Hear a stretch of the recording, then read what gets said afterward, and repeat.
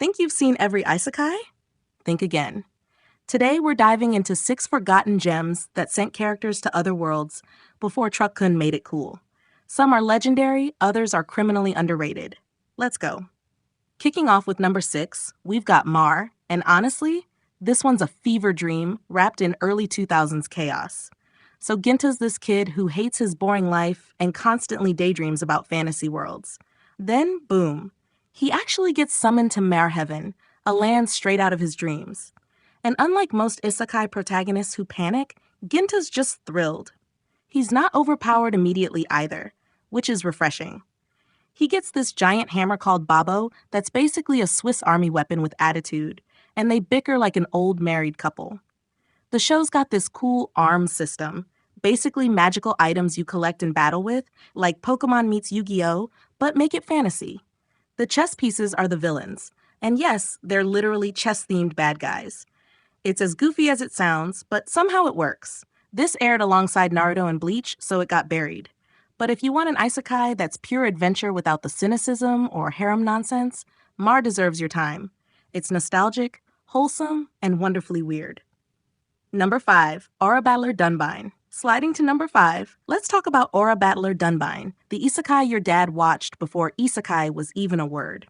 This is 1983 Yoshiyuki Tomino at his finest, the same guy who made Gundam. Shozama, a motocross racer, gets yanked into Baistana. Well, a fantasy world chilling between dimensions. But here's the twist. This isn't your power fantasy. Sho gets manipulated, used as a soldier, and watches people die constantly. It's basically, what if someone got isekai'd into a political war drama? The Aura Battlers are these biomechanical insects you pilot, which sounds cool until you realize how horrifying they actually look. They're like if Studio Ghibli designed mechs during a nightmare. The combat's tactical, though, not just flashy explosions. What makes Dunbine wild is the second half. Spoiler alert, the war literally spills back into our world. Tokyo gets wrecked. The fantasy invades reality, and suddenly your isekai becomes a catastrophic invasion story. Tomino really said, happy ending? Never heard of her. Yeah, the animation's dated and the pacing drags in spots, but the themes, war, manipulation, consequence, this show doesn't coddle you. It's dark, morally complex, and honestly kind of depressing.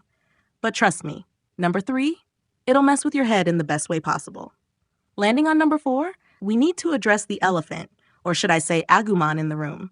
Digimon Adventure is absolutely an isekai, and I'll die on this hill. 8 kids at summer camp get sucked into the digital world with zero explanation and have to survive. That's isekai, people. They're transported to another world, gain powers through their Digimon partners, and fight to save both worlds. Sound familiar? But here's why Digimon hits different. The character development is chef's kiss. Wait, no, it's genuinely incredible. Each kid has real trauma and flaws. Tai's recklessness nearly gets Agumon killed. Matt's abandonment issues make him push everyone away. And don't even get me started on the Dark Masters arc. That genuinely scared me as a kid. The Digimon themselves aren't just cute pets either.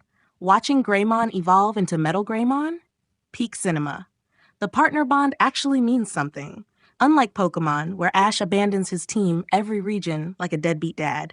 Sure, the animation's wonky sometimes, and the dub added unnecessary jokes, but the emotional core remains. When Wizardmon sacrifices himself for Gatomon and Kari, I ugly cried. The show tackles loss, responsibility, and growing up in ways most isekai still can't touch. Looking at number 3, Fushigi Yugi is the isekai that'll rip your heart out, stomp on it, and make you thank it afterward. Miyaka finds a mysterious book at the library and gets literally sucked inside it, landing in ancient China as the priestess of Suzaku. Her mission? Gather 7 celestial warriors and summon a god to grant wishes. Simple enough, right? Wrong.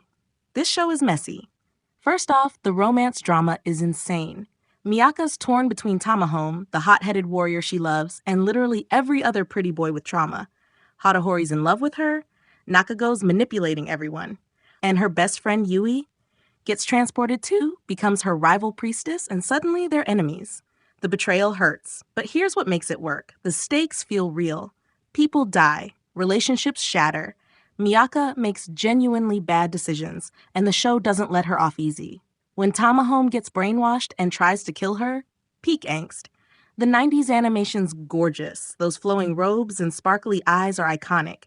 But fair warning, this show is melodramatic as hell. Every episode, someone's crying or dying or confessing their undying love. It's a soap opera with magic, and I mean that as a compliment.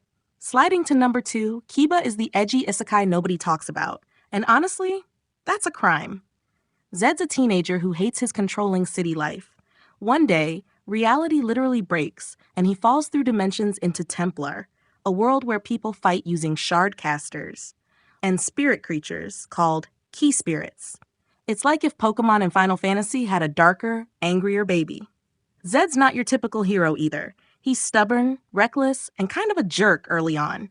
But that's what makes him compelling. He actually grows. His key spirit, Amir Gall, is this blue wolf lion thing that's way too cool for a 2006 anime. The world building here is legitimately impressive. Multiple nations with different politics, each with unique shard systems. The battles are strategic, not just my spirit punches harder. And the animation? Surprisingly smooth for its time. Kiba got buried because it aired in that weird mid-2000s period when everyone was chasing Naruto's success. But if you want an isekai with teeth, political intrigue, moral complexity, and actual consequences, give this one a shot. And finally, number 1, Inuyasha, the isekai that defined a generation and somehow still gets disrespected. Kagome falls down a well and lands in feudal Japan's demon-infested past. There she meets Inuyasha, a half-demon with serious anger issues and a tragic backstory involving his dead ex. Together, they hunt Shikan jewel shards while dealing with the most dramatic love quadrangle in anime history. Let's be real, Inuyasha is messy. The plot repeats itself constantly. Oh no, another jewel shard! Oh no, Naraku's behind it again. Shippo's annoying, Moroku's a pervert, and that ending took forever to arrive because Rumiko Takahashi loves torturing us. But here's why it's number 1. The atmosphere is unmatched. Those creepy feudal horror vibes, the tragic villains with actual motivations, Sesshomaru's entire character arc, perfection. Kikyo's whole existence is pain. And say what you want, but the Inuyasha-Kagome dynamic is iconic. Their bickering, jealousy, and slow burn romance kept us hooked for 193 episodes. So there you have it, 6 isekai anime that deserve way more love. From Mars Adventure Chaos to Inuyasha's legendary status, these shows prove the genre's been delivering quality long before the modern isekai boom. Which one are you checking out first? Drop your thoughts below, smash that like button, and subscribe for more anime deep dives. Peace.